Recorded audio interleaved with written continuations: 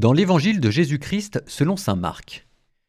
Un jour de sabbat, Jésus marchait à travers les champs de blé et ses disciples, chemin faisant, se mirent à arracher des épis. Les pharisiens lui disaient « Regarde ce qu'ils font le jour du sabbat, cela n'est pas permis. » Et Jésus leur dit « N'avez-vous jamais lu ce que fit David lorsqu'il fut dans le besoin et qu'il eut faim, lui-même et ceux qui l'accompagnaient ? Au temps du grand prêtre Abiatar, il entra dans la maison de Dieu et mangea les pains de l'offrande que nul n'a le droit de manger sinon les prêtres, et il en donna aussi à ceux qui l'accompagnaient. Il leur disait encore « Le sabbat était fait pour l'homme, et non pas l'homme pour le sabbat. Voilà pourquoi le Fils de l'homme est maître, même du sabbat. »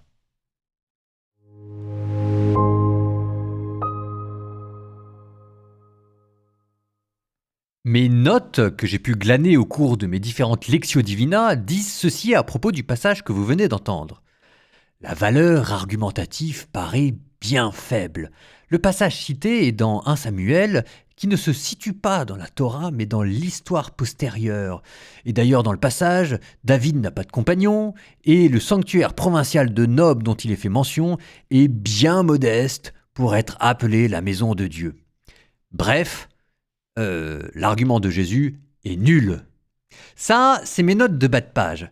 Mais je pense qu'il y a un peu plus dans cet argument qu'il n'y paraît, et ce petit plus qu'il y a, c'est avec un brin d'ironie moqueuse, une insulte gratuite envers les pharisiens qui n'a pas dû passer inaperçue. Parce que vous voyez, dans ce passage, Jésus se compare à David. Mais David, pourquoi est-ce qu'il est obligé de partir manger des pains de la proposition ? C'est parce qu'en fait, il est poursuivi par Saül. Et là, qui est en train de poursuivre Jésus ? Les pharisiens. Et à mot couvert, ce qu'il y a derrière ce petit passage de l'Écriture, c'est que Jésus est en train de comparer les pharisiens à Saül. Et Saül, dans la mentalité juive, on n'aime pas trop.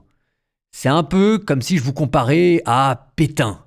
Bon, Pétain et Saül, ça n'a rien à voir, donc il ne faut pas tirer la comparaison plus qu'il ne faut, mais ça vous donne à peu près la même connotation. De la même manière que Pétain a très mauvaise réputation, de la même manière, Saül avait très mauvaise réputation.